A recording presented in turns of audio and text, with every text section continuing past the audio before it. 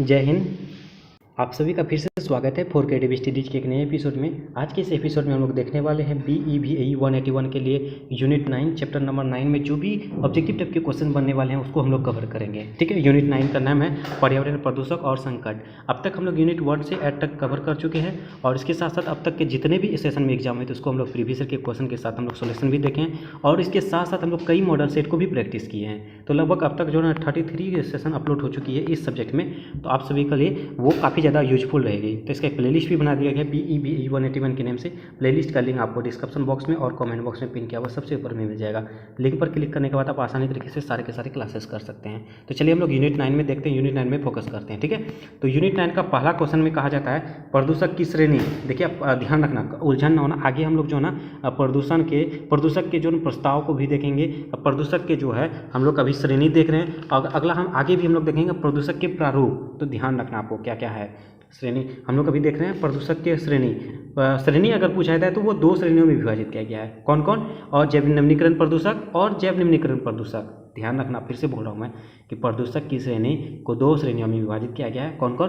अजैविक निम्नीकरण और जैविक निम्नीकरण। ठीक है, आपको क्वेश्चन किस तरह से बन सकते हैं, पूछा जाएगा कि निम्नलिखित में से कौन प्रदूषक की श्रेणी है, तो आपको दोनों ऑप्शन में से एक दे देगा, तो आप उसको सिलेक्ट करना। अगर आपको पूछ दे कि निम्नलिखित में से प्रदूषक की श्रेणी नहीं है तो आपको दोनों के दोनों ऑप्शन मिलेंगे और ए दे दिया ये, बी दे दिया ये, सी में दे दिया ए बी दोनों और डी में दे दिया कुछ और। ठीक है, तो हम लोग का इसमें नहीं वाला पूछा गया है तो ये तो सही है, ये भी सही है, ये दोनों सही है और ये डी जो है कुछ और देगा तो हम लोग को डी गलत करना है। ठीक है, डी को सही आंसर बनाना है, डी गलत रहेगा और डी जो है श्रेणी में नहीं है तो इसीलिए उसका राइट आंसर डी होगा। ठीक है, उसी प्रकार नेक्स्ट क्वेश्चन में कहा जाता है पर्यावरण घटकों को संदूषित करते हैं तो वे क्या कहलाते हैं। जो पर्यावरण घटक हैं उसको हम लोग प्रदूषित करते हैं, संदूषित करते हैं तो वे क्या कहलाता है, वो प्रदूषण कहलाता है। प्रदूषण का ये डिफिनेशन है, आपको पूछे जा सकते हैं।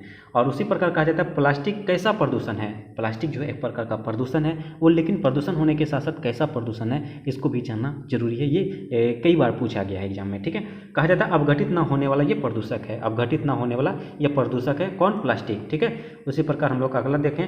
अगला में देखिए कहा जाता है छोटे कणके में क्या अवशोषित हो जाते हैं।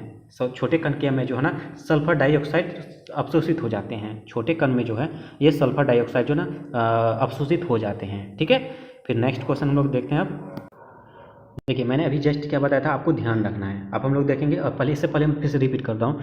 प्रदूषक की हम लोग श्रेणी देखे थे ना। श्रेणी 2 प्रकार के थे, कौन कौन? जैव निम्नीकरण और अजैव निम्नीकरण। अब हम लोग देखते हैं प्रदूषक के प्रारूप, आपको ध्यान रखना है। ठीक है, अगर प्रदूषक के प्रारूप पूछा जाए तो ये 3 प्रारूप हैं इसके। कौन कौन? प्राकृतिक प्रदूषक, प्राथमिक प्रदूषक और द्वितीयक प्रदूषक। ये 3 प्रकार के प्रदूषक हैं, इसको ध्यान रखना है। और 2 प्रकार के श्रेणी थे। ठीक है, तो इसमें देखिए इसमें क्वेश्चन बन सकते हैं कि निम्नलिखित में से कौन प्रदूषक प्रारूप नहीं है। ठीक है, फोकस करना। तो इसमें से तीनों के तीनों दे देंगे, चौथा में कुछ और दे देंगे तो वो हो जाएगा। ठीक है, फिर नेक्स्ट में कहा जाता है भोपाल गैस त्रासदी कब हुआ था। ये मोस्ट इंपॉर्टेंट क्वेश्चन है, मोस्ट इंपॉर्टेंट क्वेश्चन। ठीक है, इसको ध्यान रखना। देखिए भोपाल गैस त्रासदी जो उनका हुआ था ये 1984 ईस्वी को हुआ था। देखिए इसकी फैक्ट्री जो हुआ था, भोपाल में एक फैक्ट्री बनी थी 1969 में, इसमें इसकी फैक्ट्री बनी थी और उसके 69 में जो है ना इसमें मिथाइल आइसोसाइनेट का उद्घाटन किया था, उत्पादन शुरू हुआ था। मिथाइल आइसोसाइनेट, इसको भी याद रखना, आगे हम लोग ऐसे चर्चा करेंगे, इसको भी दिमाग में रखना है MIC। ठीक है, मिथाइल आइसोसाइनेट का उत्पादन जो है 1969 में किया गया था और भोपाल गैस त्रासदी में किसका उत्पादन हो रहा था? मिसाइल आइसोसाइनेट का। मिसाइल आइसोसाइनेट का उत्पादन हो रहा था कब से? 1969 से। और इसकी त्रासदी कब हुआ था, यानी कि घटना कब हुआ था? 1984 ईस्वी में इसकी घटना हुई थी। ठीक है, उसी प्रकार का था प्राकृतिक प्रदूषक। देखिए अब जो है यहाँ से 7 से आपको 11 तक, 7 से 11 तक जो है ना आपको फोकस फुल्ली मेरे साथ साथ आपको रिपीट करना है। क्यों? क्योंकि आपके जो है ना एक क्वेश्चन बन सकते हैं मिलान चिन्ह वाला भी, कई बार पूछे गए हैं, आपको पूछे जा सकते हैं, आपको भी आपके सेशन में भी। तो इसमें देखिए क्या कहा जाता है, मैंने डायरेक्ट आंसर लिखने की कोशिश किया, मिलान चिन्ह करने में यहाँ आपको स्क्रीन में सही से नहीं दिखा पाता मैं। ठीक है, तो इसलिए मैं इस तरह से आंसर ही डायरेक्ट करके लाया हूँ। आपको ध्यान रखना है। क्या कहा जाता है? प्राकृतिक प्रदूषक। प्राकृतिक प्रदूषक जो होते कौन होते हैं? पौधों के वाष्पीय कार्बनिक यौगिक हैं। पौधों के वाष्पशील कार्बनिक यौगिक है, इसको याद रखना आपको।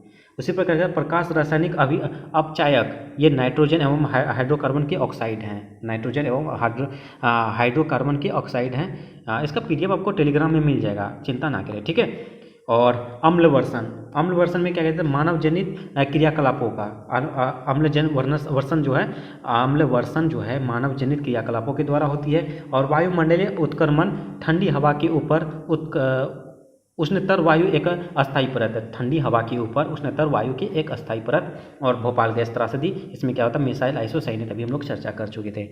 ठीक है, इस तरह से आपको जो है ना ये जैसे 5 के 5 पॉइंट दिए ना, आपको उल्टा पुल्टा करके आपको मिलान चिन्ह करने के लिए कहा जाएगा।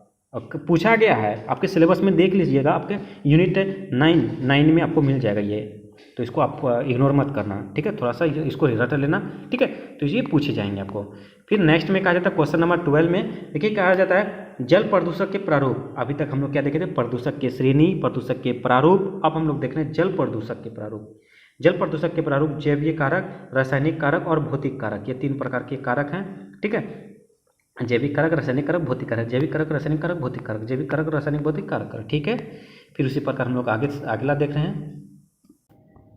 अगला क्वेश्चन में देखिए क्या कहता है, क्वेश्चन नंबर 13 में, हमारे स्वास्थ्य एवं जलीय जीवन को जीवित रहने के लिए क्या जोखिमपूर्ण है। हमारे स्वास्थ्य और जलीय जीवन के लिए क्या जरूरी है, क्या आवश्यक है। ये प्रदूषित जल जो है ना एक प्रकार की जोखिम है। यहाँ पूछा जा रहा है जोखिमपूर्ण है, ऐसा आवश्यक वाला नहीं पूछा जा रहा है। हम लोग को पूछा है जो जोखिम है, बहुत बड़ी समस्याएं हैं, उसके बारे में पूछा जाता है। प्रदूषित जल रहेगा तो हमारे लिए तो खतरा ही है ना। अगर प्रदूषित जल पिएंगे तो हमारे लिए बहुत बड़ी खतरा है। इसीलिए हम लोग आरओ का उपयोग करते हैं, फिल्टर का उपयोग करते, मतलब ये सब चीज़ों का उपयोग करते हैं ताकि शुद्ध पानी हो सके। हम लोग गर्म पानी पीने की कोशिश करते हैं जिससे कीटाणु वगैरह वो मर जाए। ठीक है, तो इस प्रकार के प्रदूषित जल जो हमारे लिए बहुत बड़ी जोखिमपूर्ण संकटें हैं। ठीक है, तो इसको ध्यान रखना है। और उसी प्रकार कहा जाए तो क्वेश्चन नंबर 14 में, देश के अनेकों स्थान पर जल संसाधन की गुणवत्ता की निगरानी करता है। कौन करता है, सीपीसीबी जो क्या करता है, ये जल संसाधन की गुणवत्ता को निगरानी रखता है। जैसे हम लोग के लिए बहुत सारे ऐसे संस्थान हैं, ये भी एक प्रकार का संस्थान है जो जल संसाधन के निगरानी रखता है।